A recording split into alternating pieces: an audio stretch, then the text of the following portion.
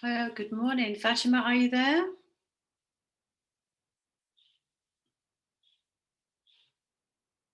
Good morning, Yes, everybody. I am. Yeah, good morning, Yes. Fatima.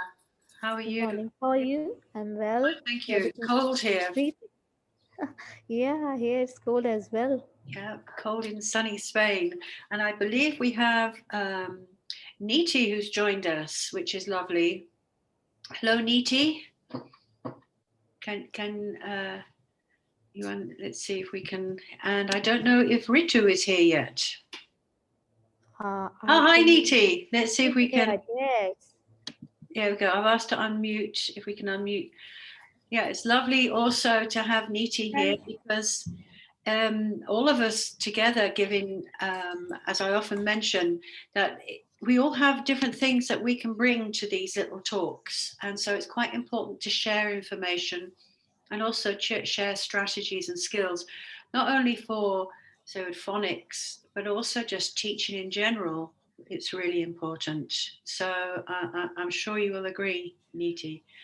And Thank you.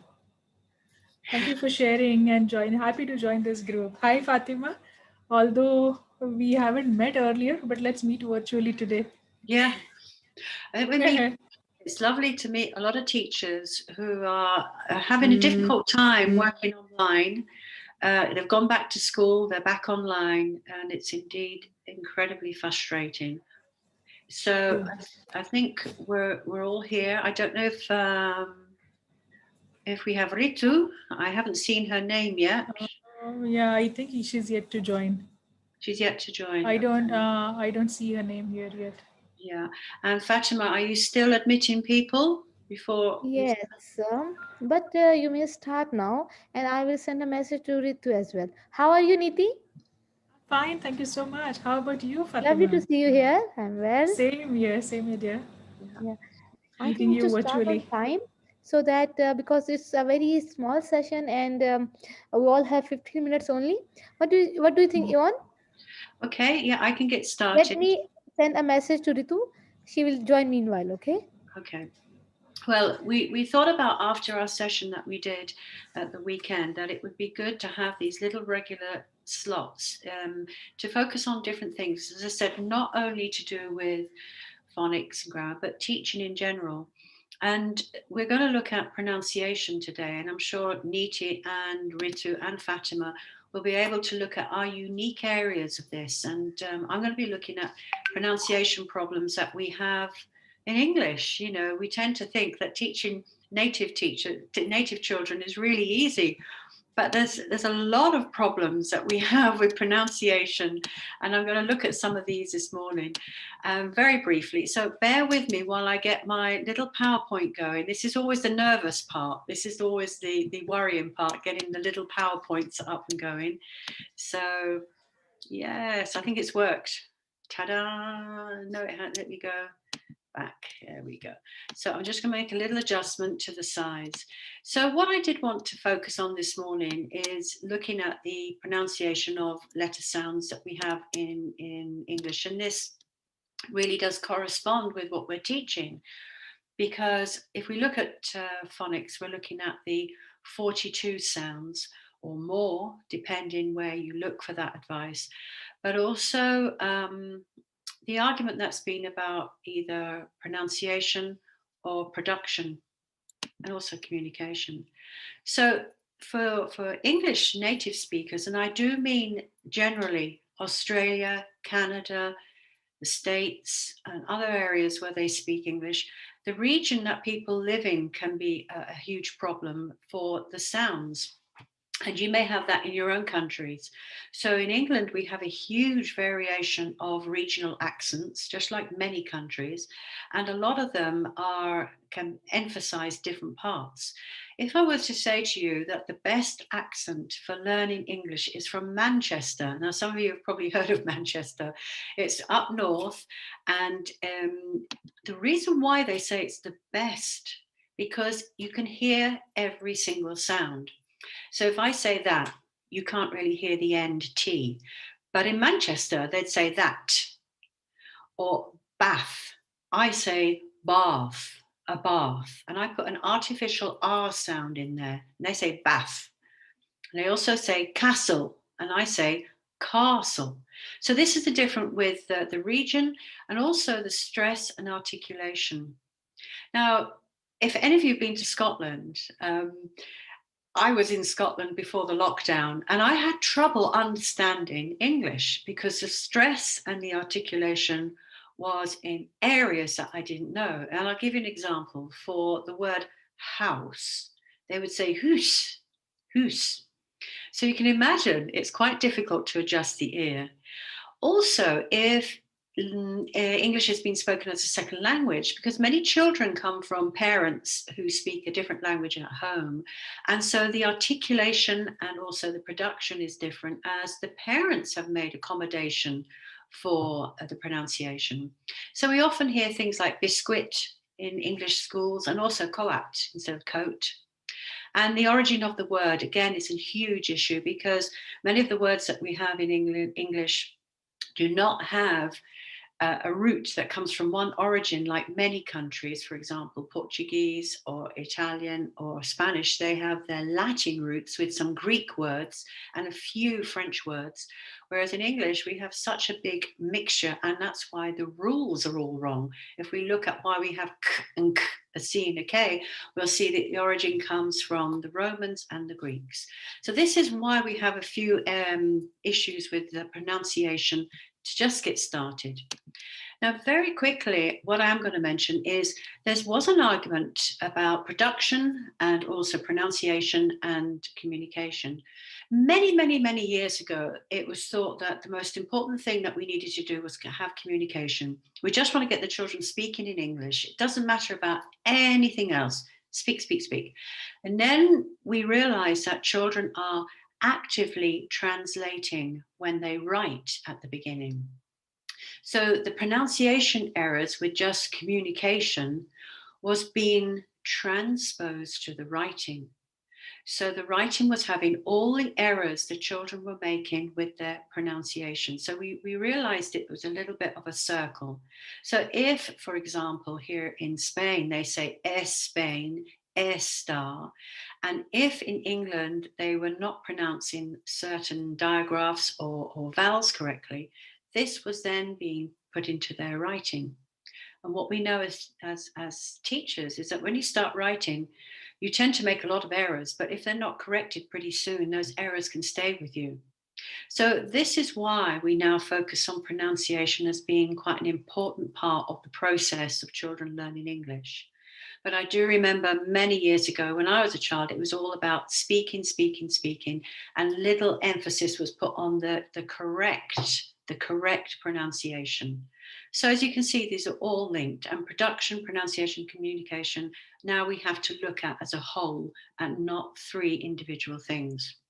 So let's have a look at some difficult sounds in English for native English children. So the th sound is quite challenging because, again, depending where you are in England, this th sound tends to come up as a th sound or a v sound. More so in England, in London. In the south of London, we have that accent which is called the Cockney accent. And sometimes we have a problem with words like mother comes across as mother. Can you hear the V? Mother.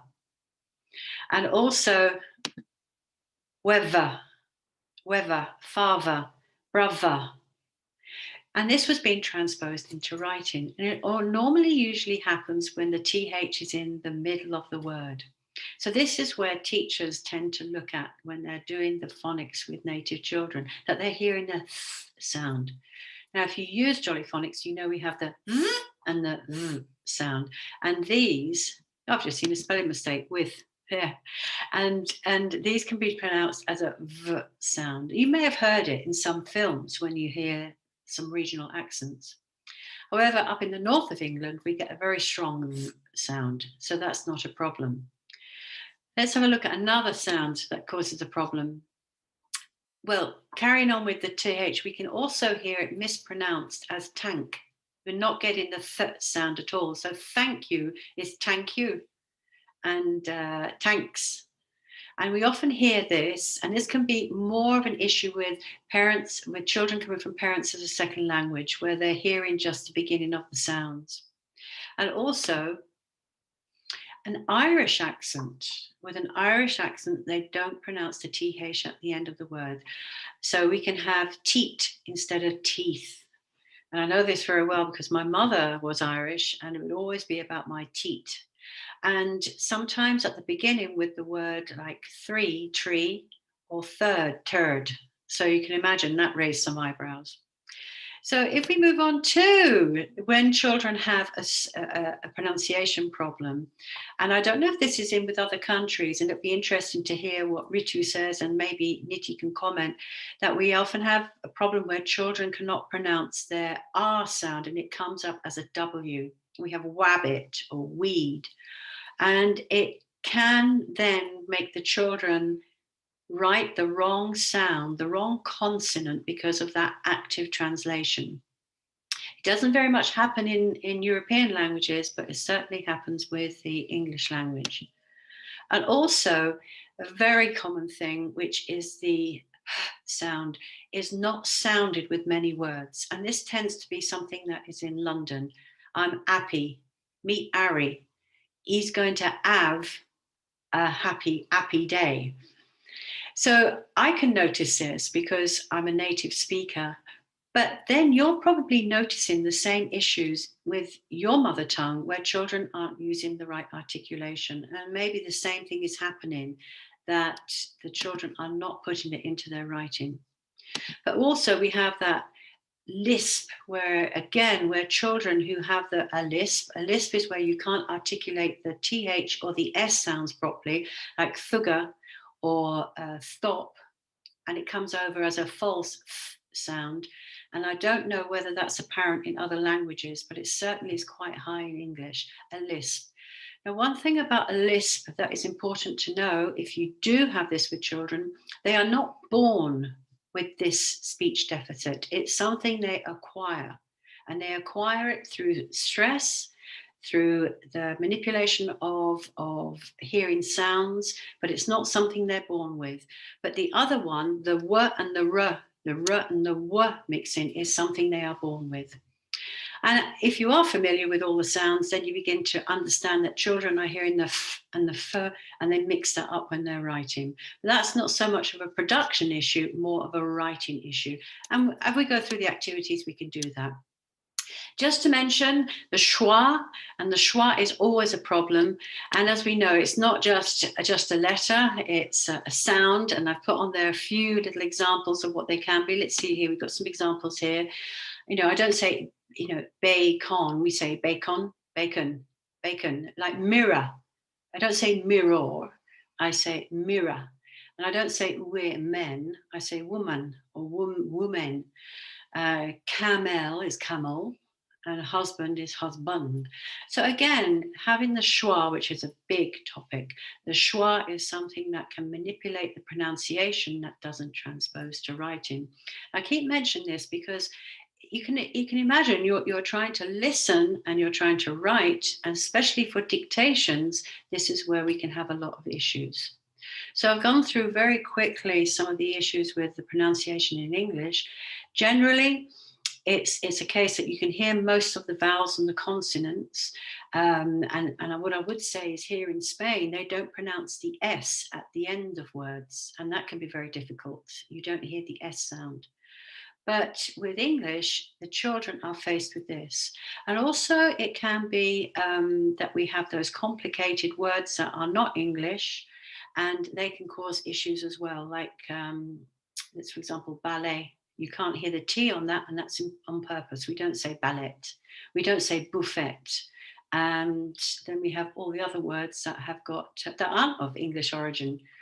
So I hope that this little example has given you an idea of what we face as teachers with native children, but also you have this, which is the sounds I showed the other day. I'm not going to play it all. Puff, lollipop.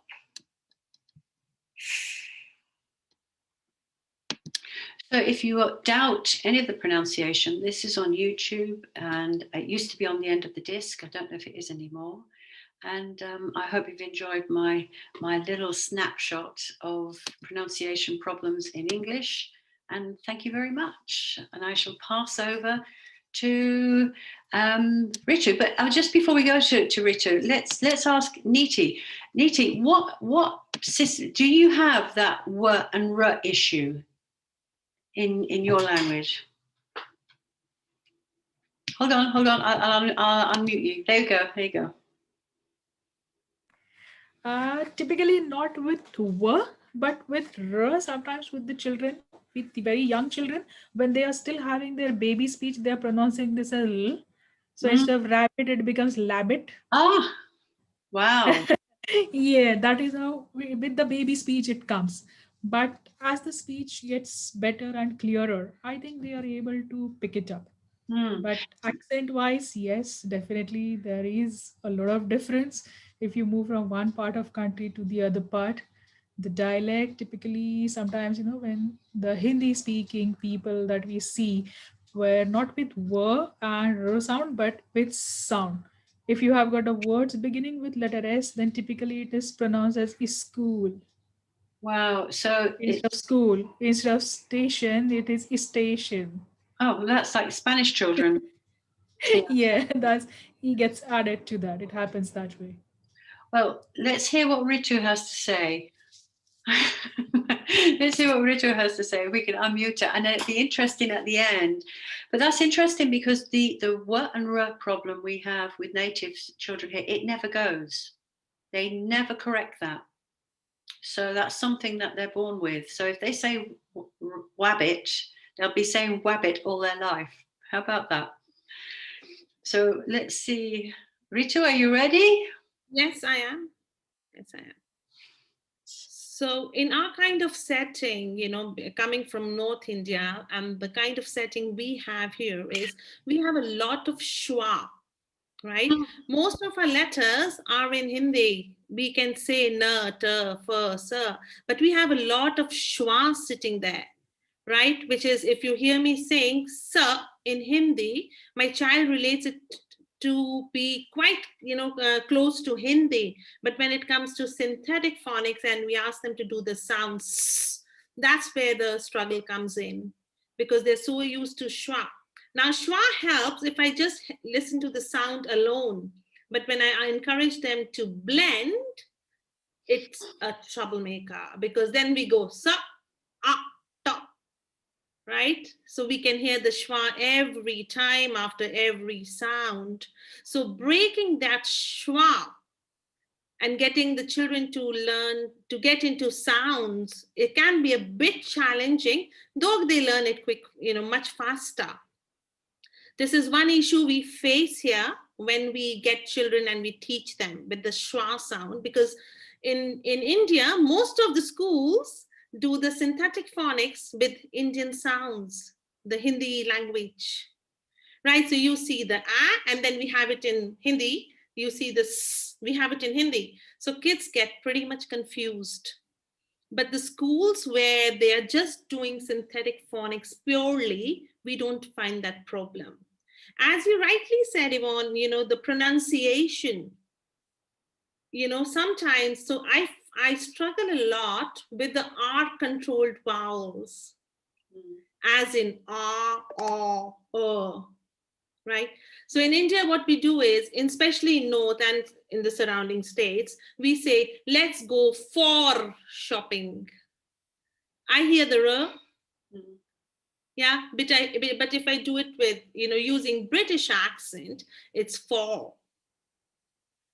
So now when I say that, if I speak in my own language, for makes it easier for them to write, because I'm very specific on that r sitting there. But if I have to get into British accent, I just can't hear it. So my pronunciation goes for, or let me go to my car. But here we say car. So now, some of the schools just want British accent.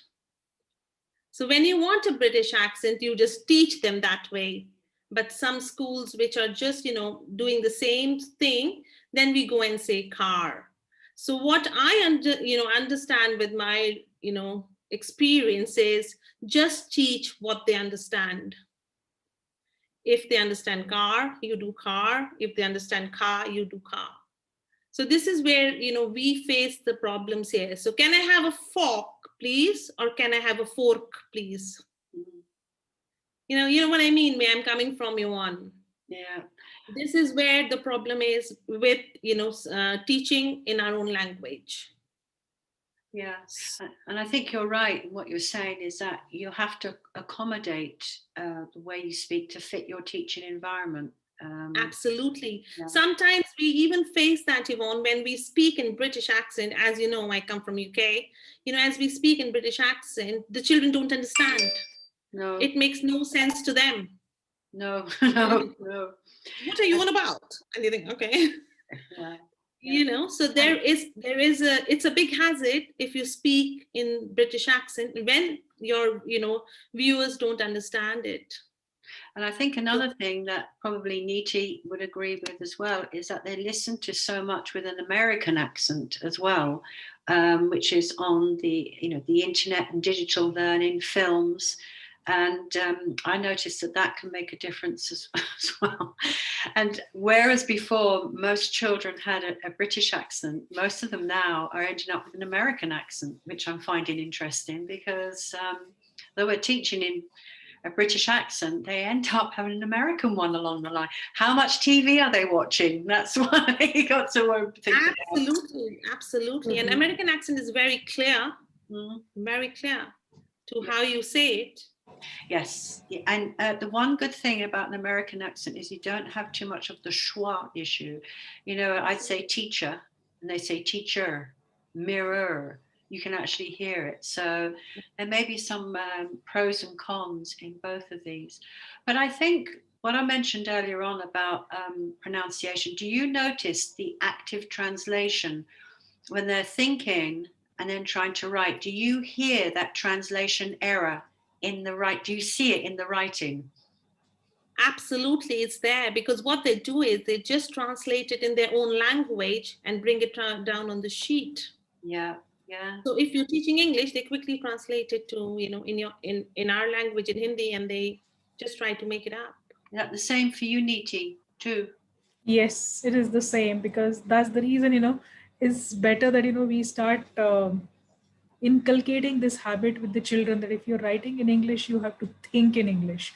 But it's a big challenge because typically they start thinking in mother tongue and then they translate. So when they translate, the grammar goes complete hodgepodge. Yeah. Because every language has its own set of rules for grammar. When it comes to English grammar, it becomes very difficult. So enhancing vocabulary is going to be the first step. And then whatever you see, you just have to think in English and write in English.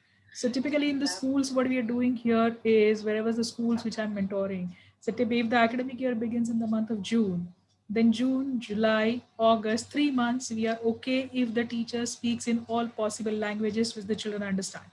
But beyond August, only English. Now the teacher has to pretend that she understands only English and no other language. Yeah. So let the children get started, with those small bits and pieces like teacher, water, water. Say, I want water. Yeah. Start with these small sentences. Yeah. And I think that is helping us a bit, because now this batch where the school I'm already mentoring, this batch who's come to grade 1 now, they are much better than the previous batches. So I think these small steps are helping. Yeah. But we have a long way to go. What about you, Fatima? What do you find? It is very interesting that Ritu and Niti are here, and I have understood in these few years that the problems are same in both areas, because we have same R problem, and sometimes we have this British influence, and we are teaching that we should it should not be voiced, and we should be very calm like car instead of saying car. But same is that we have this influence of our own mother tongues. We say it very prominently. In our language there is another sound "r," like we say a word pahad.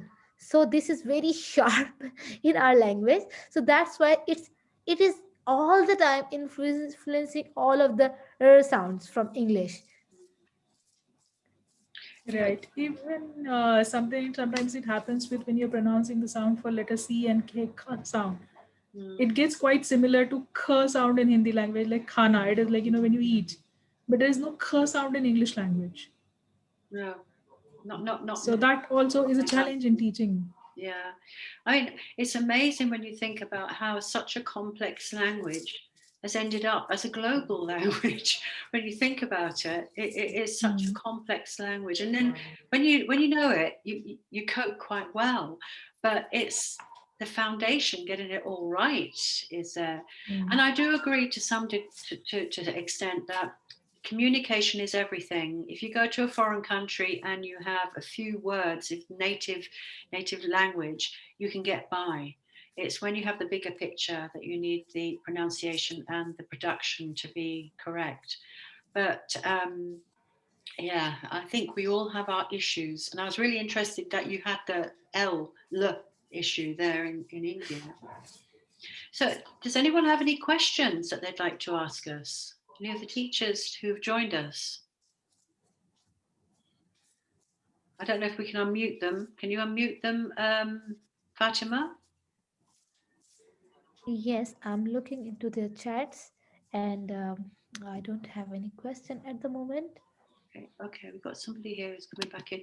Also, we should mention that with very young children, we sometimes don't know if they're having any audio processing problems, and this too can affect what they hear and what they reproduce.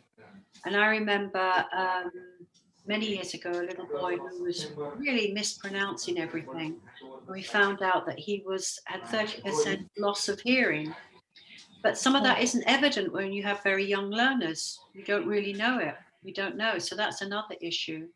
Um, and also visual processing, they're not putting the right sound to the right letter shape, the grapheme, that can also be a problem.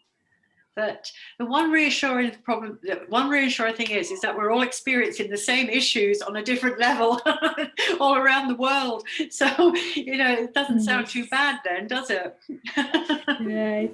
Probably, I believe in India, like, whatever languages we are speaking, the Yeah. letters that we have, the script that we have for each language, we have the letter name and the sound, which is same, which doesn't happen in English language. You have a different letter name and the sound is different. So that is where, the whole confusion begins. When I'm writing letter M, the letter name is M, but the sound says M, Mm, yeah. which typically doesn't happen in Indian languages. Letter name and the sounds are the same. There's somebody just flagged up about Yeah. ch sound, the ch sound. That's an interesting one. They wanted to know the roots of ch. So is ch a difficult sound for you? Ch. Ritu, is ch a difficult sound? No, no, no, no, no, it's not. It's The not. ch making the k, and that anyhow comes under the spelling rules, right? But the ch, we have ch in Hindi. I can't see the message where it's gone, but one is about I think she meant that she wanted the root, where the ch sound came from that chat message. That's what I read it oh, as. right, the root. Goodness. Well, yeah, we have. The basis of the English language is such a mix of Anglo-Saxon, German. We also have Latin and French, and the ch and the sh could be the influence of. I wouldn't say Germanic languages, but they could be coming from the Latin and the Greek.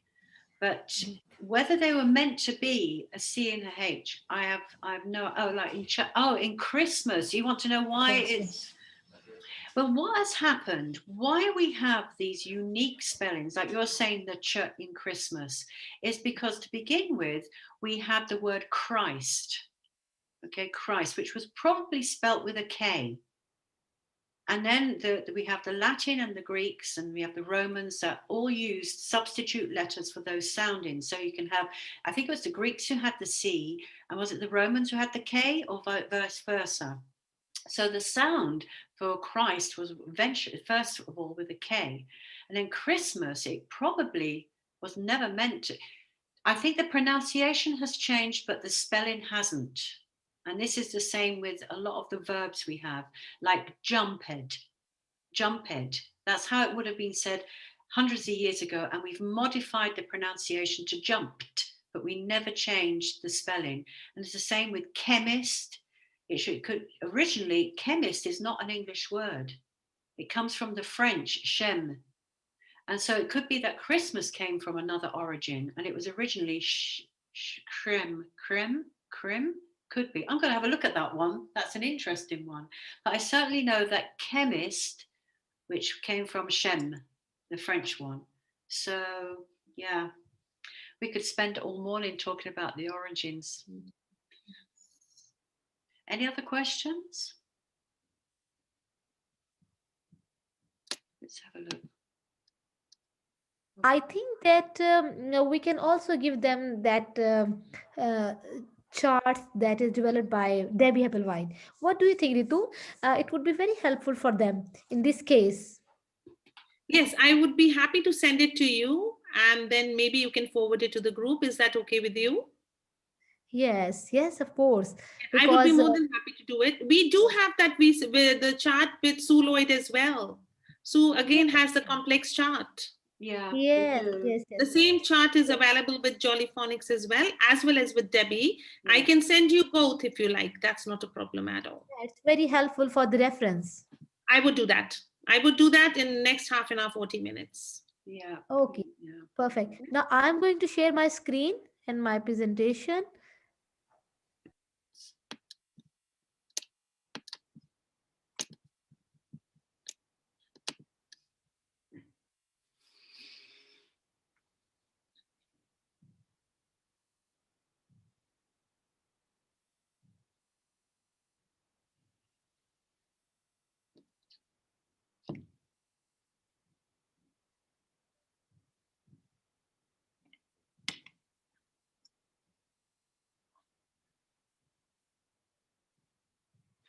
So all quiet. Yvonne, Yes. they're asking, there's a question. Can we have the sound cubes? Cubes. Yeah, where are the cubes? Which sound cubes are you talking about? Can you please elaborate a bit? I can't see some of the chat messages. Yeah, it just says it's from Jyotsna. Can we have the sound cubes? The sound cubes. Is it the sound that C-U-B-E says cube? And then if we take off the E, it says cub. So it's changed cube, cub. Maybe that's... Cube. Is she talking about the yellow ones, the yellow cubes we have? Maybe the cubes that... you want about the... Okay, let's... yeah. This He feels that's what they're saying. Yes, because those are really wonderful cubes. Yeah, that's the yellow ones. That they were. The yellow ones, yeah. I mean, I think those are still only with the trainers yet. Yeah. Those are some free goodies. And even in my training sessions, which I've given them as the gift for the Jolly Pen and the cubes, participants have been really very happy to take away that as the free goodies that we have here. Yeah.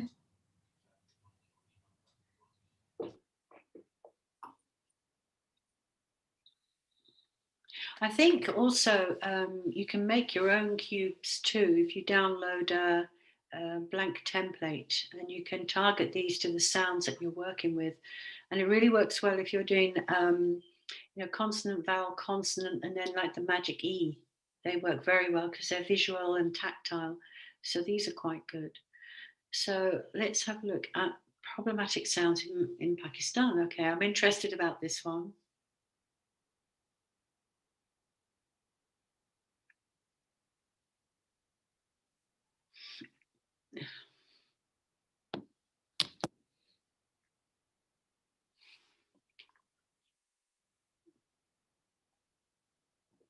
You there, Fatima?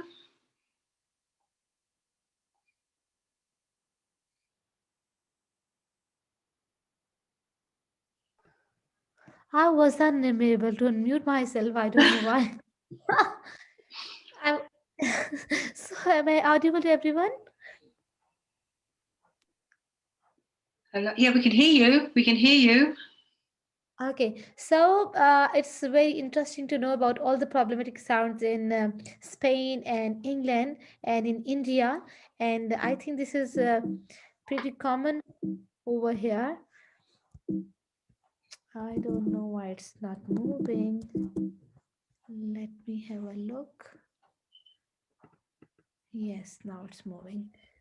So we have these discussion points over here, that what are the sounds in native languages and how they are interfering with our language that is targeted, or the language of teaching in a certain school, and what are the different types of sounds are there in English, and how jollyphonic groups are managing these sounds in a difficulty level. They start from the first three group. In group 1, group 2, and group 3, there are some very simple sounds, and then we gradually move towards group 4 and group 5, and then we have discussion on the problematic sounds in Pakistan and how we can tackle with them.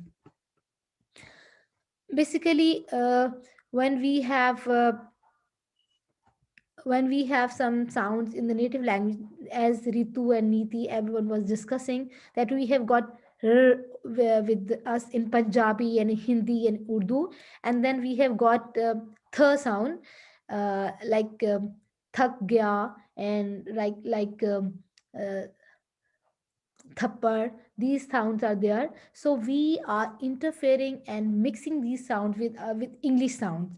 Same is the case with te. We have a very sharp te sound, tomato, we say tomato, tokri, we say these words, so it's difficult for us to say very pure English sound like t. There's some air and it's not very much voice, so we keep on mixing these sounds, and from teachers to teachers, these sounds and their problems are transferring from one generation to another, and all the time these are transferring, and these are the fossilized errors in the children, because they are keep on repeating these sound with other children, and it's all the time there. But somehow it's not very difficult to practice actual sound of that language, and it's very easy when children are very young. So we have two major distributions with us. There are some sounds which have schwa, and there are some sounds which are very continuous ones, like we have this b, but we have to say it with very small amount of schwa, like we have b, but we are not going to say ba. And same is the case with s. Instead of saying with sir, we say it's f. It's a continuous sound. So whenever we are teaching to the children, we can give this comparison, that these are continuous sound, and these sounds have some bouncy spell, or any other magic trick. We can show it to them that these are a bit different than these sounds, and it's a very good idea. And if you look at this example, if we say it s or sir, we can tell them which one is correct. We can have some activities with children, and we can encourage them to have pure sound, because when they would be uttering pure sound, they would be attempting dictations correctly, they would be writing spelling correctly, and they are not going to mix up these sounds with schwa sounds and other aspects. So these are seven groups of Jolly Phonics program, and if we focus on first three groups in the earlier phase, and uh, and focus on all the aspects of these sounds, where there we have sounds with schwa, and where we have sounds, continuous sounds like f and like s, and we have got vowel sounds. If we keep on practicing these sounds with them, then gradually moving towards these sounds, it would be very easy for them. And if we look at some of these sounds which are very much problematic in Pakistan, like this V or W, so we have got many ideas, like um, this TH sound is also very much problematic, as discussed by Ritu and Yvonne and Niti.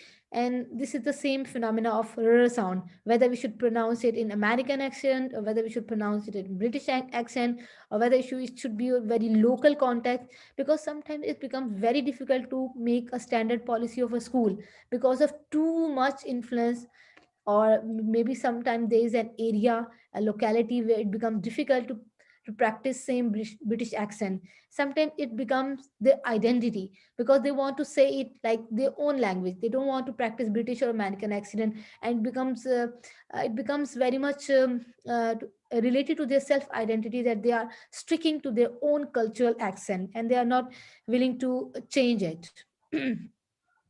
As I was discussing that we have got te, a very sharp te in Punjabi and Hindi and Urdu. So we can compare this sound with English sound like t is in English, and we have got te is in Punjabi and Urdu.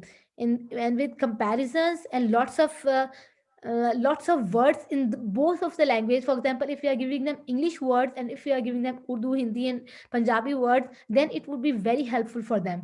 Instead of just pointing out the mistakes or correcting them all the time, this activity would be very helpful if we are providing them most of the words. What do you think about this activity, Ritu? What do you think if we are giving them a comparison of the words from their native language or the local language, if they are providing us of words? For example, in a earlier classroom, if they are giving us a word tomato or tokri instead of the word toothbrush, so this activity would be very helpful, or it would confuse them. What do you think To be about this? honest with you, Fatima, I would prefer that they just learn. If they're speaking in English, they learn the t, and if they're speaking in Hindi, they learn, or Urdu, they go the ta.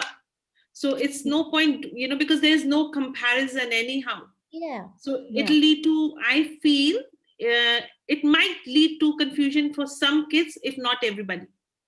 Yes, you're right. Because in most of the time, uh, we have to give them instructions in Urdu, and sometimes they are getting instruction in English. And in some classroom, they have Urdu classroom in the first period, and they have English period in the next lesson. And most of the time, they are having the same sequence, and letters and sounds are being revised all the time. So it's likely to get mixed up. Yeah, yeah. Because there is another issue as well. We have got Arabic with us, because whenever children in Pakistan, children are exposed to the Arabic language from the very beginning, and they have got Arabic sounds as well, and they learn Arabic sound. They have got their native Urdu and Hindi and Punjabi sound. Some of the children are from Pashto families. They have got Pashto accent and Sindhi accents with them. And if we call one of our participants, if she is here, Ifat, she is Pathan from Pashto family. Ifat, if you are willing to speak up,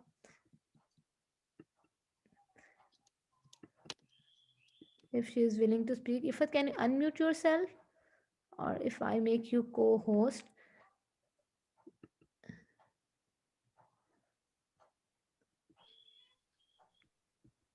Ji Ifat, are you there?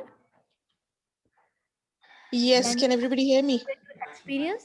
Yes, yes, Ifat, we can.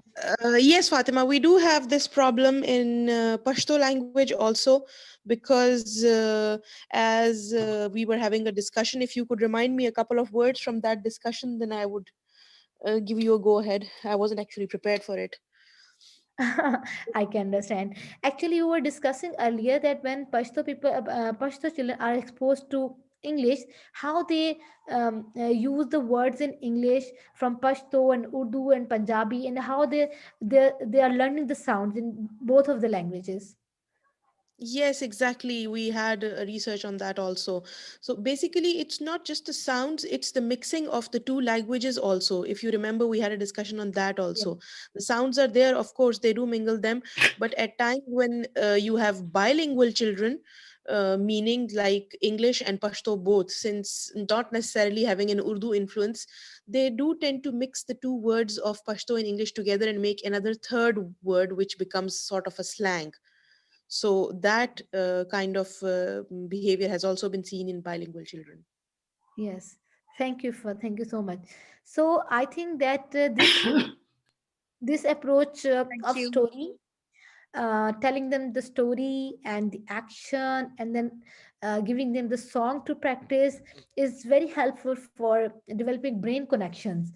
And obviously, if they are getting all of these things together, they are watching flashcard, they are looking into the pictures and characters and singing all the times, then it would be very helpful for them, because they would be actually absorbing language from their senses. All of the senses are being used, and then they are getting in the language, and it would be very helpful for them. So this is from my side, and if we have any.